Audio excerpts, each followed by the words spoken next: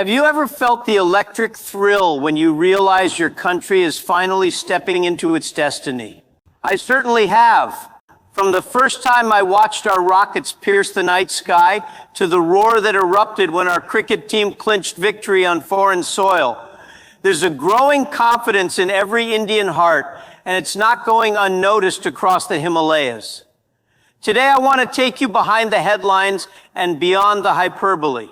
You've heard pundits claim India's rise is inevitable, but that's only half the story. There's a real strategic reason why Beijing is watching Delhi with a mixture of respect and genuine worry.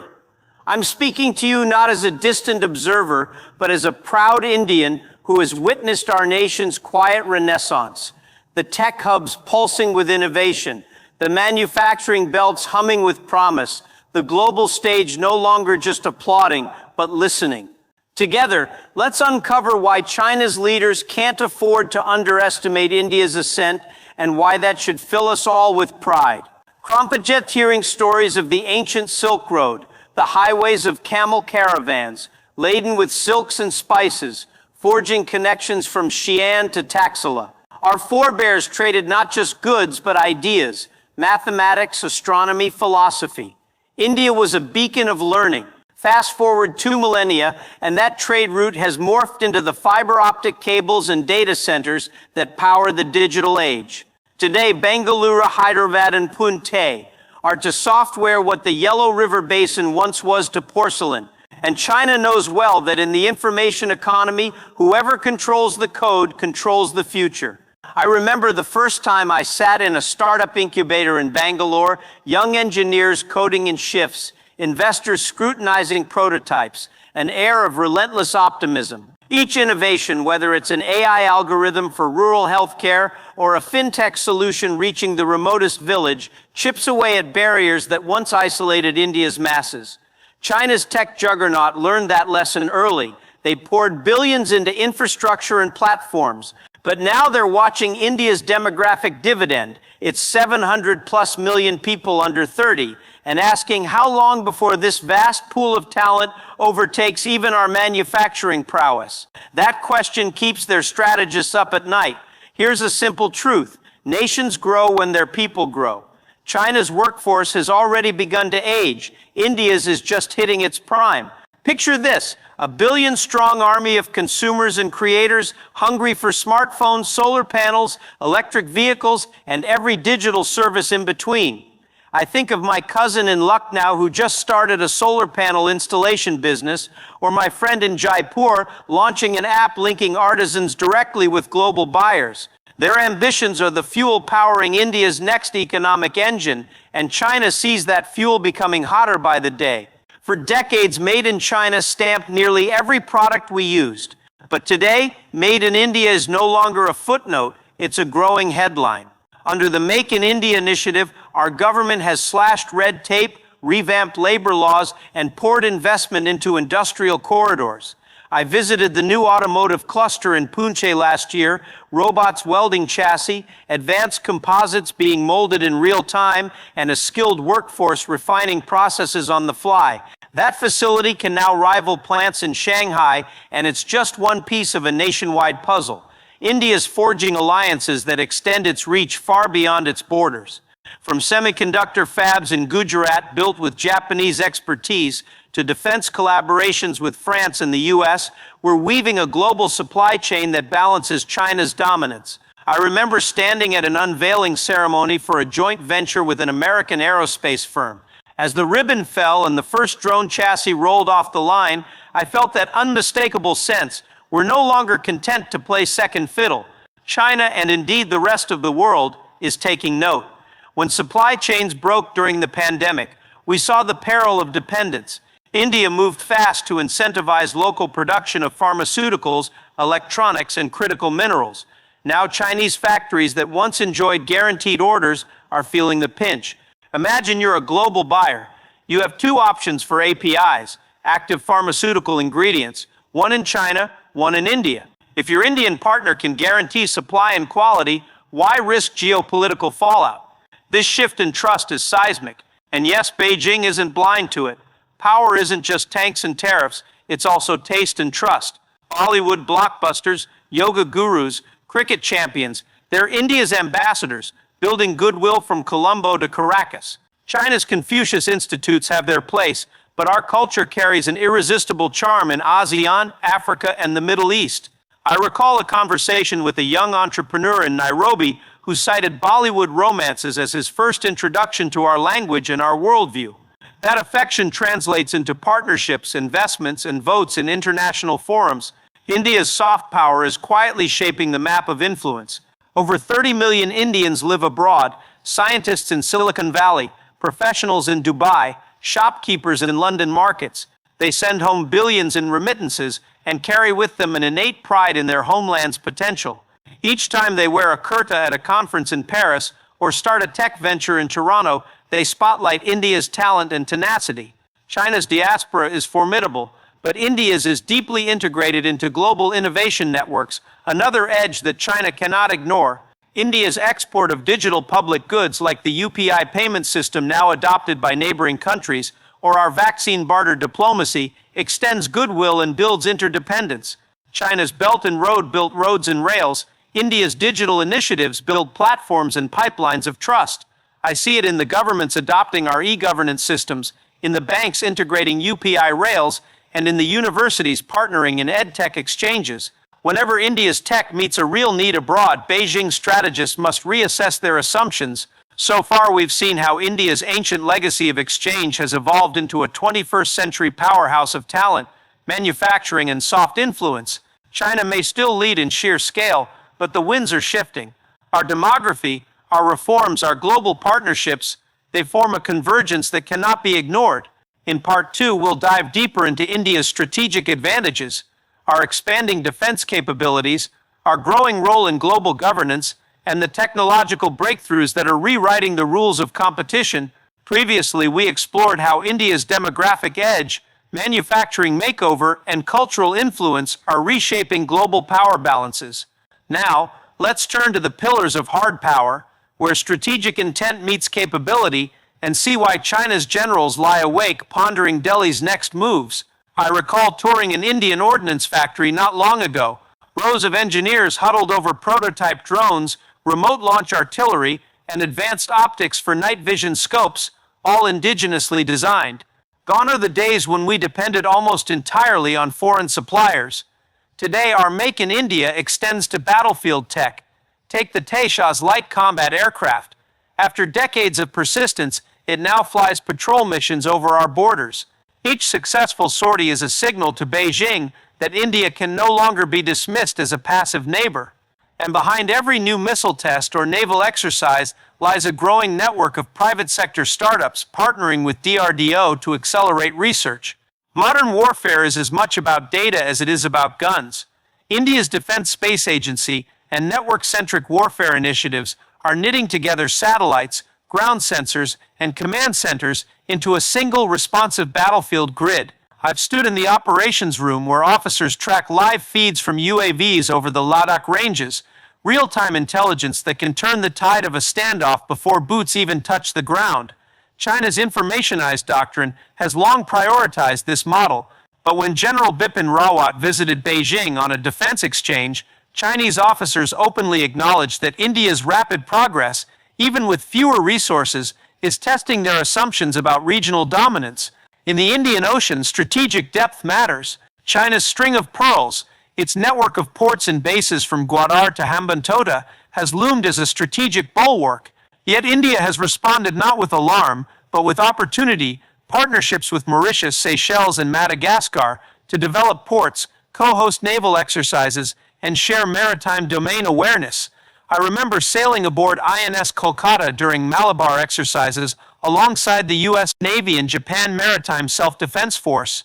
As our destroyer cut through the Arabian Sea, I thought, this is India's ocean. Each cooperative patrol not only secures sea lanes, but signals to Beijing that India's maritime strategy is both proactive and inclusive. China has long sought greater influence in institutions like the UN Security Council and IMF, but it often finds India's moral and diplomatic capital to be just as commanding. In New York, I've watched India's UN delegation champion causes from climate justice for vulnerable nations to equitable vaccine access, positions that rally the global south and complicate Beijing's transactions with smaller states. When India successfully lobbied for a rotating seat on the Security Council, the headlines in Beijing crackled with anxiety. After all, India's vision for a democratized multilateralism challenges the very hierarchies China has worked to cement. I think back to the BRICS summit in Cape Town, where Prime Minister Modi's speech called for an end to obsolete technologies in development financing. His words struck a chord with African leaders who for too long felt sidelined by major powers. By aligning India's interests with theirs, whether on debt relief or digital infrastructure, Modi extended India's influence in a way that blunts China's loans for bases strategy.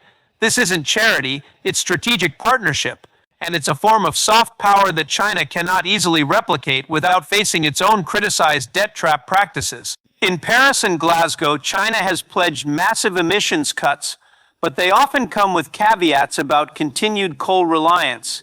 India, by contrast, has leapt to build one of the fastest-growing renewable energy portfolios in the world. I sat beneath the solar panels of the Rewa Ultra Mega Solar Plant in Madhya Pradesh, and I saw turbines turning against an azure sky. Our Prime Minister's promise of 450 gigabayu of renewables by 2030 places India squarely at the center of the net zero conversation. As world leaders convene, many see India as the swing vote, a nation able to deliver both development and decarbonization. That kind of leverage is priceless, and China knows it. Artificial intelligence is the arena where 21st century power will be decided. China has staked billions on AI dominance, but India's strengths lie in its vast, untapped data sets, ranging from rural health metrics to digital payment patterns. I remember a briefing from an Indian AI startup using anonymized Aadhaar data to predict malnutrition hotspots with uncanny accuracy. When global tech giants look to collaborate, they now consider India not just as a market, but as a research partner. And every such partnership chips away at China's dream of an unchallenged AI lead. Quantum computing and quantum communication have become the new space race. India's recent success in establishing the first quantum communication line between IIT Delhi and the National Institute of Standards is a quiet revolution. I spoke to researchers who see this as locking down our data infrastructure for decades to come, a strategic hedge against any future cyber warfare. When Beijing's quantum teams read these publications, they know that Delhi's progress, even if still nascent, signals an arrival on the world's R&D stage. And in labs from Shenzhen to Shanghai, questions arise. How fast can we catch up? We've all heard how India's pharmaceutical sector supplied the world during the pandemic, but behind those headlines was a rapid expansion of biotech R&D, CRISPR-based diagnostics, plant-based vaccines, and genome projects mapping our subcontinental diversity are underway at labs from Hyderabad to Kolkata. Each breakthrough is a reminder. India can not only manufacture the world's medicines, but discover them, and that potential people's lives in our hands amplifies our strategic cachet. China's biolabs may dwarf ours in budget, but they face growing scrutiny. India's tighter ethical frameworks and partnership with WHO lend our work a credibility Beijing envies. We've now seen how India's military modernization, diplomatic initiatives, and technological leaps combine to form an integrated strategy, one that China must reckon with. Yet this is only half the picture. So far, we've examined how India's demographics, manufacturing, defense, diplomacy, and cutting-edge science are reshaping the balance of power. Now, let's explore the battleground of ideas and the internal foundations that ensure India's ascent endures. In today's world, perception can be as potent as missiles. China has invested heavily in state-controlled media, social media campaigns, and soft censorship to frame global narratives in its favor. But India's diverse media ecosystem, journalists, bloggers, filmmakers, podcasters, offers a more decentralized and resilient voice. I remember visiting the newsroom of an independent digital outlet in Delhi, reporters live-streaming investigative pieces on governance reforms, data journalists unpacking economic indicators, cartoonists lampooning corruption with viral wit. Their reach now extends beyond India's borders, countering one-sided narratives with stories of entrepreneurial triumphs, democratic resilience, and cultural richness. India's foreign ministry wasn't always social media savvy. Today, however, our diplomats engage the world in real time, tweeting policy updates, hosting live Q&As, and even dispatching short TikTok videos spotlighting local heritage.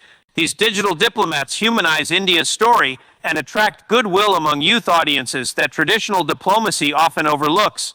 I once saw an Indian embassy's Instagram reel on Ganesh Chaturthi in an African capital go viral, garnering more engagement than many state-sponsored Chinese artifacts. When culture travels on smartphones, hearts follow, and Beijing must retool its messaging to keep pace. Our global community of Indians isn't just sending remittances. They're amplifying India's brand on LinkedIn, Clubhouse, and niche forums dedicated to biotech, fintech, and climate tech. Their success stories, starting businesses, winning awards, leading research, shape a narrative of Indian excellence that Chinese diaspora networks struggle to match. Every LinkedIn endorsement, every YouTube testimonial chips away at stereotypes. And as these voices multiply, China's efforts to project a monolithic image of Asian solidarity appear less convincing. India's federal structure can be a double-edged sword. It risks bureaucratic gridlock, yet it offers laboratories for reform. Gujarat's ease of doing business model, Telangana's IT investment zones, Kerala's health coverage innovations, all serve as blueprints for other states and even for neighboring countries. I've toured industrial parks in Visakhapatnam and tech campuses in Kochi, witnessing how state governments compete to attract capital by improving infrastructure, offering skill development programs, and digitizing citizen services. This competitive federalism keeps New Delhi on its toes and delivers real benefits to millions. Corruption and red tape once placed India low on ease of doing business rankings. But groundbreaking measures like the digitization of land records, the direct benefit transfer system, and the single window clearance portals are slashing approval times and curbing graft. I recall meeting an entrepreneur in Pune who 10 years ago spent 6 months securing permits. Today, a new factory license takes under 30 days. Those efficiencies translate into more jobs, higher tax revenues, and a reputation for reliability that multinational investors value. China's model relies on centralized control to maintain unity across vast territories. India's unity, by contrast, is forged in diversity across languages, religions, castes, and regions. The vitality of our democracy depends on navigating that diversity with respect and rule of law, rather than coercion. I've witnessed festivals in Kolkata where Hindus and Muslims share communal meals, and I've seen tribal artisans from the Northeast collaborate with designers in Mumbai to co-create fair trade textiles. These organic bonds of trust form the social capital that underpins our nation's resilience. China's Belt and Road built roads. India's Bharatmala and Sagarmala are building highways, ports, and logistics parks at home. When goods move faster and cheaper, businesses expand, farmers get better market access, and lives transform.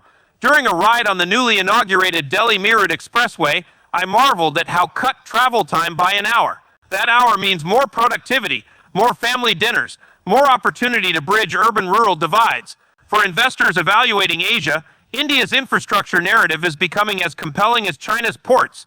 The UPI Unified Payments Interface revolution is more than a convenience. It's an engine of financial inclusion.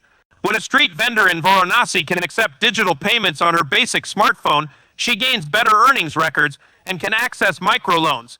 China's mobile payment giants once led the way, but UPI's open architecture and low transaction costs have spurred replication in Africa and Southeast Asia.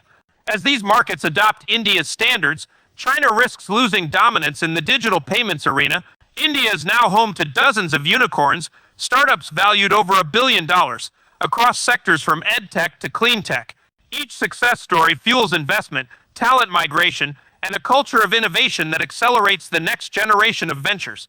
I've attended pitch festivals in Mumbai, where venture capitalists sought equity in agri-tech solutions that could revolutionize food security. When global funds choose Indian startups over Chinese alternatives, it's not just money, it's a vote of confidence in our ecosystem. So far, we've mapped India's internal engines: demography, manufacturing, defense, diplomacy, technology, narrative, governance, and economy. Now let's turn outward to alliances and strategic alignments that amplify our strengths and keep China on its toes. I remember the first Quad summit I watched. Leaders of India, the United States, Japan, and Australia gathering on screen, united by shared values and shared concerns. This democratic quartet may lack China's numerical heft, But in unity, we find leverage. When our navies drill together in the Indo Pacific, it's more than a photo op. It's a clear signal. Freedom of navigation, rule of law, and open markets matter. For Beijing, whose 9-line ambitions threaten those principles, the Quad represents a formidable counterweight. Beyond the Quad, new groupings are taking shape. The I2U2, India, Israel, the US, UAE, the RIC, Russia, India, China, in trilateral dialogues, and the Shanghai Cooperation Organization, where India's voice is increasingly assertive. I saw that assertiveness firsthand at a recent RIC ministerial. While other members debated, India pressed on issues from counterterrorism to climate finance. We are no longer content to be audience members in Asia's grand theaters. We're taking a lead role on every stage. China's Regional Comprehensive Economic Partnership, RCEP, looms large, but India pulled out in 2019, citing concerns over market access and livelihood protection. Far from isolating ourselves, we forged alternative trade pacts like the India-UAE Comprehensive Economic Partnership Agreement that secure better terms and diversify markets. I've met with exporters in Ahmedabad, who now ship specialty chemicals to Gulf markets under preferential tariffs. Each new market India opens is another door that Beijing cannot claim exclusively. Border diplomacy. The line of actual control has seen tense standoffs in recent years. Yet rather than yielding ground, India has fortified its infrastructure, highways, bridges, airstrips on the Himalayan frontier. I recall trekking along one of those new mountain roads, carved into cliffs by Indian engineers. Every kilometer completed not only supports troop mobility, but shows China that any aggression will meet swift logistical response. When Beijing calculates its options, it must now factor in India's improved posture. China relied on Central Asian pipelines and maritime routes that skirt conflict zones. India, meanwhile, has secured energy partnerships with Russia, the UAE, and even eyed deals with Israel's Leviathan gas fields. At a petrodiplomacy forum in New Delhi, I watched India's oil minister outline plans to import low-carbon hydrogen from Australia. We're blending security with sustainability, creating energy corridors Beijing struggles to match in diversity and friendshoring. Beijing calls itself a near-Arctic state, but lacks direct territorial claims. India, through its research station in Antarctica and observer status in the Arctic Council, stakes a credible scientific presence. Last year I spoke with an Indian polar researcher about our glacier monitoring data shared with Norway. These collaborations expand India's influence into high latitudes, another venue where China envies our ability to build trust through transparency. No analysis is complete without acknowledging our internal hurdles, infrastructure gaps in rural areas, the need for educational reform, and the imperative of job creation for millions entering the workforce. China knows that an India distracted by domestic strife is less able to project power externally. That's why Beijing continues narratives amplifying India's challenges, fuel protests over price hikes, sow discord on social media, and highlight inequalities. But India's response has been resilient. Targeted welfare schemes, digital literacy drives, and startup accelerators in Tier 2 cities. I visited a vocational training center in Madhya Pradesh where women learn coding and carpentry side by side. Their success story ripples outward, undermining pessimistic narratives about our social fabric. Civil society, NGOs, academic institutions, independent media acts as both watchdog and pulse taker. When China funding-linked narratives arise, fact checks from universities and investigative reports shine truth on dark agendas. I've attended panels at the Observer Research Foundation, where scholars dissect Chinese disinformation campaigns. Each well-researched study equips policymakers and the public alike, reinforcing the idea that India's greatest strength lies in its pluralism. Imagine India in 2030, over 1 billion people connected online, with AI tutors teaching every child in their mother tongue, telemedicine vans serving remote villages, and digital marketplaces empowering farmers to negotiate directly with buyers. This isn't a dream, it's our digital blueprint. I spoke with policymakers who see our digital public infrastructure, Aadhaar, UPI, DigiLocker, as the foundation for a new era of inclusion. As these systems scale, they create unparalleled data-driven insights, making us more resilient to crises and more attractive to global investors.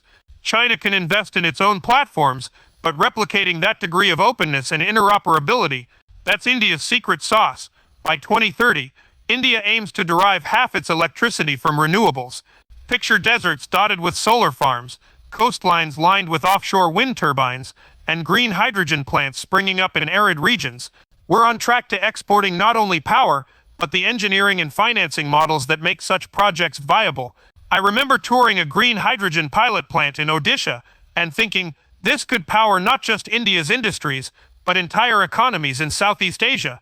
China's investments in coal and nuclear will endure, but the world's gaze is shifting toward zero-carbon solutions, and India is leading that charge. Cities like Pune, Chennai, and Hyderabad are reinventing themselves as smart city testbeds, autonomous shuttles, real-time traffic management systems, sensor-driven waste collection, and integrated public health monitoring. These innovations will make our urban hubs more livable and more productive. I rode a driverless shuttle in Telangana's Smart District last year, a glimpse of how commuters will move in the next decade. When global urban planners look for models, they'll come to India, not only because we build at scale, but because we do so with the ingenuity born of necessity. There's a uniquely Indian quality often called jugaad that turns scarcity into creativity. Whether it's a makeshift irrigation pump cobbled from old motorcycle parts, or a portable solar lantern built from recycled materials, this spirit of improvisation delivers affordable solutions at scale. China can mass produce, but India can innovate with what others discard. This frugality meets inventiveness mindset will drive breakthrough products for emerging markets, compelling multinationals to tap into Indian R&D and manufacturing. 2. Youthful ambition and entrepreneurship. By 2030, half of India's population will be under 30. That's a staggering reservoir of energy, ambition, and risk-taking potential. I've met young entrepreneurs who pivot from village backgrounds to launching biotech startups, social impact platforms, and creative agencies, all with global reach. When the world needs fresh ideas from climate adaptation to affordable healthcare, India's youth will be at the forefront. China's workforce may be vast, but ours is uniquely poised to blend global aspiration with local insight. Finally, there is an intangible advantage in cultural confidence. When our filmmakers win awards, our authors top bestseller lists, and our artists exhibit in Paris and New York, they carry India's story into every corner of the globe. I attended a book launch for an Indian novelist whose tale of rural resilience captivated London's literary circles. As readers turned pages, they discovered more than a story. They discovered the soul of a nation. That cultural resonance is impossible to buy. It must be earned through authenticity and excellence. What this means for India and the world: a balance of power reimagined. The 21st century won't be defined by a single superpower, but by networks of allied nations sharing technology, trade, and values.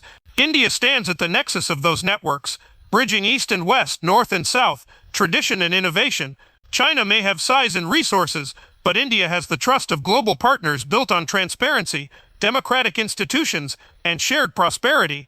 And trust, more than anything else, underpins durable power. None of this comes without responsibility.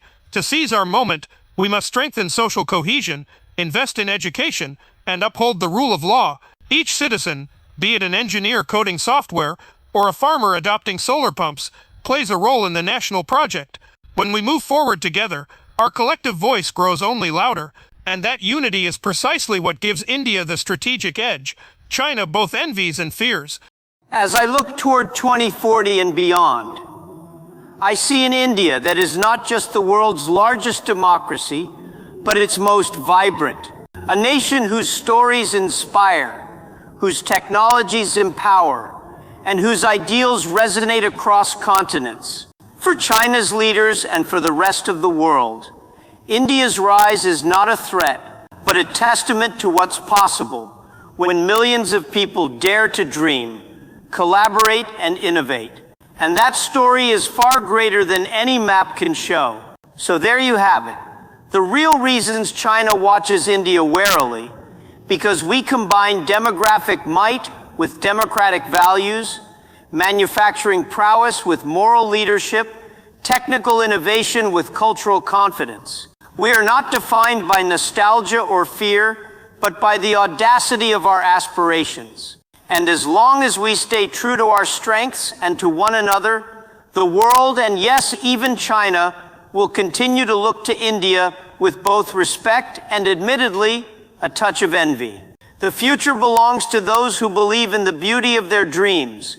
May that belief guide us together into an era of shared progress and enduring peace. Thank you for watching Geo Post. If you enjoyed this deep dive, hit like, subscribe, and ring the bell so you never miss an update. Share this video to spark conversations and drop a comment. Which part of India's rise excites you most? Until next time, stay informed and stay proud.